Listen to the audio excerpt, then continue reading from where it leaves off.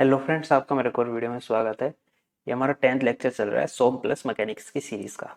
इसमें हम जो डिफरेंट डिफरेंट डेफिनेशन है या फिर जो इंपॉर्टेंट टर्म्स है जो आपकी हेल्प करेगी फिजिक्स और मैकेनिक्स की आगे सोम में, उन सबको देखने वाले हैं। इनसे डायरेक्ट क्वेश्चन पूछ लिए जाते हैं जेईई में, तो इसलिए मैंने ये सारी चीज़ें यहाँ लिख ली है। ठीक है, तो इन सबको आपको पता होना चाहिए हमारी। चलिए इस वीडियो को स्टार्ट करते हैं। तो सबसे पहला हमारा एक्सेलरेशन। एक्सेलरेशन क्या हमारा? एक्सेलरेशन की सिंपल सी डेफिनेशन है, the rate of change of velocity. Rate, जब भी हमारा रेट लिखा जाए ना किसी के साथ भी, ठीक है, वेलोसिटी रेट या फिर ठीक है रेट जब भी आ जाए तो ये समझ जाना विद रिस्पेक्ट टू किसके चल रहा है, नीचे हमेशा आपको टाइम मिलेगा। रेट जब भी लिखा जाए, ठीक है, ग्रेडियंट लिखा जाए तो हमेशा नीचे क्या होगी, कोई डिस्टेंस होगी। ठीक है, ठीक है, वेलोसिटी ग्रेडियंट बोल दे तो ऊपर वेलोसिटी, नीचे क्या होगी हमारी कोई भी डिस्टेंस होगी। ठीक है, डिस्टेंस मीटर में। ठीक है, वेलोसिटी ग्रेडियंट क्या, हमेशा ये चीज बेसिक है, आपको पता होनी चाहिए। ठीक है, रेट लिखा हो तो हमेशा नीचे क्या मिलेगा आपको, टाइम मिलेगा। तो rate of change of velocity, ऊपर क्या है वेलोसिटी में चेंज हो रहा है, final velocity minus initial velocity. ठीक है, v naught initial velocity, final velocity minus initial velocity, यही हमारा एक्सेलरेशन का फॉर्मूला होता है। इसकी यूनिट इंपॉर्टेंट है, मीटर पर सेकेंड स्क्वायर। ठीक है, इसे हम इसका डायमेंशन फॉर्मूला निकाल सकते हैं। डायमेंशन फॉर हमारा एल क्या हो जाएगा, 1। ठीक है, एल 1 हो जाएगा। एल एम हमारा कुछ नहीं है, एम को हम क्या लिख सकते हैं, 0 ml टी। टाइम क्या हमारा -2। ठीक है, हमारा डायमेंशन फॉर्मूला जाएगा जी। ठीक है, हमारा डायमेंशन फॉर्मूला भी हम बना सकते हैं ऐसे। ठीक है, लीनियर वेलोसिटी, लीनियर वेलोसिटी मतलब सिंपल वेलोसिटी की बात हो रही है। लीनियर लिखा हुआ है, सिंपल वेलोसिटी की बात हो रही है। वो क्या होती है हमारी, डिस्टेंस डिवाइड बाय टाइम। तो मीटर पर सेकंड इसकी यूनिट हो जाएगी। अगला क्या हमारा, रेडियन। ठीक है, रेडियन क्या होता है हमारा, हमने पहले पढ़ा था, arc divide by radius. Theta equals to arc divide by radius, S by R. Measure of an angle theta. Radian क्या करता है, ये जो थीटा एंगल है ना इसको मेजर करता है, थीटा एंगल को। ये हमारा रेडियन बताता है, रेडियन ये एंगल ही होता है थीटा। ठीक है, तो एंगुलर वेलोसिटी, ठीक है, ये सिंपल वेलोसिटी थी, उससे थोड़ा सा डिफरेंट हो जाता है। ठीक है, एंगुलर वेलोसिटी में हमें ये डिस्टेंस कवर करने में कितना टाइम लगा। ठीक है, तो ये थीटा, ये वेलोसिटी है ना, यहाँ से यहाँ जाने में जो वेलोसिटी लगी, तो इसको हम ओमेगा से डिनोट कर देते हैं। Rate of change of angle with time, rate of change of, फिर रेट आ गया मतलब नीचे क्या होगा, टाइम होगा। Rate of change of angle मतलब थीटा ही एंगल चेंज हो रहा है विद टाइम। ठीक है, तो रेडियन पर सेकेंड इसकी यूनिट हो जाएगी। ठीक है, थीटा बाय टाइम, इसका डायमेंशन फॉर्मूला बहुत बार पूछा गया है, टी की पावर -1, तो ये आपको याद रखना है। ठीक है, एंगुलर वेलोसिटी बिल्कुल सिंपल है, थीटा बाय टाइम। थीटा हमारा रेडियन, वो होता हमारा आर्क बराबर रेडियस।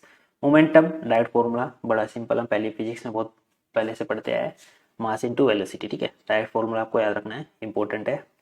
मूवमेंट, ये आपका बहुत ज़्यादा हेल्पफुल रहेगा। एसएफटी जब बेंडिंग मूवमेंट डायग्राम बनाएंगे तो वहाँ पर रिएक्शन निकालने में तो आपका हेल्पफुल रहेगा। तो मोमेंटम, मूवमेंट क्या होता है, फोर्स इनटू ये डी परपेंडिकुलर डिस्टेंस। ठीक है, फोर्स इनटू परपेंडिकुलर डिस्टेंस। ठीक है, rotational tendency of a force. तो वेरिगेनो थ्योरम, वेरिगेनो थ्योरम भी इंपॉर्टेंट है। इस बार D T plus B JE में आई थी, D T plus B JE जो 2022 में भी हुए थे, उसमें वेरिगेनो थ्योरम से बहुत सेट्स में क्वेश्चन आया हुआ था। ठीक है, तो ये भी इंपॉर्टेंट है। If A number of coplanar force, number of coplanar मतलब सभी फोर्स क्या है, एक प्लेन में है। कोप्लेनर मतलब are acting on a body, एक बॉडी पर एक्ट कर रहे हैं। Then summation of movement about a point, जो summation of movement about a point in their plane is equals to the movement of their resultant, movement of their resultant about the same point. जो इसकी total momentum होगी, मतलब total movement जो होगी, वो या तो हम सेपरेट F1 की मूवमेंट निकाल ले और F2 की निकाल ले, उसके इक्वल दोनों का समेशन टोटल मूवमेंट के इक्वल होगा, या फिर हम डायरेक्ट बोल दे इनका जो F1 और F2 का रिजल्टेंट होगा, ठीक है, तो हमारी टोटल मूवमेंट उसके इक्वल भी होगी। ठीक है, यही सिंपल बोला हुआ है। या तो हम F1 और F2 की दोनों की मूवमेंट निकाल के ऐड कर दे वो टोटल मूवमेंट के इक्वल होगी, या फिर डायरेक्ट हम F1 और F2 का रिजल्टेंट निकाल दे और उसकी मूवमेंट निकाल दे तो वो भी टोटल मूवमेंट के इक्वल होगी। ठीक है, तो ये दोबारा डेफिनेशन आप पढ़ सकते हैं। Number of coplanar force are acting on a body, बस ये कंडीशन होनी चाहिए वो सारे जो है ना कोप्लेनर हो चाहिए, मतलब एक ही प्लेन पे होनी चाहिए। ठीक है, तो summation of movement about a point in their plane is equal to the movement of their resultant, जो रिजल्टेंट के है उसके बराबर होगी। ठीक है, तो चलिए और देख लेते हैं। Like parallel force, like parallel force एक डायरेक्शन में, unlike parallel force opposite direction में, एक फोर्स इस साइड जा रहा है, unlike parallel force, line of action of parallel. ठीक है, ये बस बेसिक चीज है। लाइक पैरेलल फोर्स एक ही डायरेक्शन में हो जाएंगे। ठीक है, अनलाइक डिफरेंट डिफरेंट है। कपल फॉर्मेशन होती है टर्निंग इफेक्ट। ठीक है, टर्निंग इफेक्ट होता है pair of equal parallel force that are opposite in direction. Pair है, दोनों फोर्स इक्वल है, ये भी एफ है ये भी एफ है, एक बॉडी पे लग रहे हैं तो टर्निंग इफेक्ट प्रोड्यूस कर देंगे इसके अंदर। ठीक है, प्रोड्यूस रोटेशनल मोशन।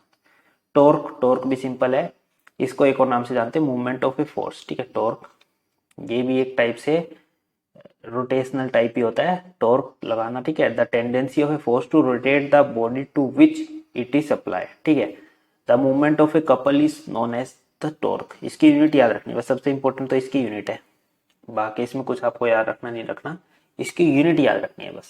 ठीक है, टॉर्क। ठीक है, इसकी यूनिट याद रखनी है। इम्पल्स, इम्पल्स भी सिंपल है, फोर्स और movement of energy that cause A reaction. मतलब इम्पल्स, हम जैसे एकदम से हम आग के पास हाथ ले गए तो हमारी फटाक से रिएक्शन आती है ना, हम हाथ को दूर ले जाते हैं, तो वो हमारा एक एग्जाम्पल है इम्पल्स का। ठीक है, फोर्स इनटू टाइम, हमने कितना फोर्स लगाया कितने टाइम में। ठीक है, तो ए फोर्स और movement of energy that cause A reaction, एकदम से हमने रिएक्शन की, हाथ को हटा दिया। ठीक है, यही हमारा इम्पल्स होता है। तो इसका फोर्स इनटू टाइम, ये फॉर्मूला याद रखना है। ठीक है, फोर्स क्या है न्यूटन, टाइम क्या होता है सेकंड में, तो न्यूटन सेकंड इसकी यूनिट हो जाएगी। स्ट्रेंथ क्या होता है, रेसिस्टेंस टू फेलियर, मटेरियल की प्रॉपर्टी होती है। ठीक है, रेसिस्टेंस टू फेलियर। ऐसी हमारा स्टिफनेस क्या होता है, इन दोनों में डिफरेंस थोड़ा सा पता होना चाहिए। Resistance against deformation. ठीक है, डिफॉर्मेशन के अगेंस्ट रेसिस्टेंस होता है, हमारा स्टिफनेस होती है। स्ट्रेंथ, रेसिस्टेंस टू फेलियर, वो हमारी क्या होती है, स्ट्रेंथ होती है। ठीक है, काइनेटिक एनर्जी, इसका फॉर्मूला भी हमको पता होना चाहिए, हाफ एम वी स्क्वायर। ठीक है, मास इंटू वेलोसिटी का स्क्वायर। सिंपल फॉर्मूले है, बेसिक चीजें आपको पता होनी चाहिए। Potential energy mgh। ठीक है, पढ़ते आए, बेसिक चीज है, ये पता होनी चाहिए आपको। मैकेनिक्स और फिजिक्स के कुछ बेसिक चीजें तो आपको 100 में आगे हेल्प करेगी, बाकी इनसे डायरेक्ट क्वेश्चन आपसे पूछ लिए जाते हैं। ठीक है, जेई वगैरह में, तो आपको याद होनी चाहिए। ठीक है, लास्ट हमारा थ्रस्ट। थ्रस्ट की यूनिट भी क्या होती है, न्यूटन। ठीक है, थ्रस्ट क्या होता है, एक एरिया पे, मतलब प्रेशर टाइप होता है थ्रस्ट लगाना, प्रेशर ये समझ लीजिए थोड़ा सा, बस थ्रस्ट लगाना। फोर्स और पुल, जो फोर्स हम लगाते हैं ना, फोर्स और pull acting on a body और object perpendicular to its surface, perpendicular होगी इसके सरफेस पे, and its effect depend on the area. और इसका इफेक्ट जो है ना, जब हम फोर्स लगा रहे हैं तो इसका इफेक्ट किस पे डिपेंड करेगा, एरिया पे, ऑन विच इट एक्ट्स, जिस पर ये एक्ट कर रही है। बस थ्रस्ट थोड़ी सी डिफरेंट टर्म हो जाती है, इसलिए इसकी यूनिट भी न्यूटन होती है। ठीक है, फोर्स ही होता है एक टाइप का, जो हम किसी एरिया पे लगा रहे होते हैं और इसका इफेक्ट उस एरिया पे डिपेंड करता है।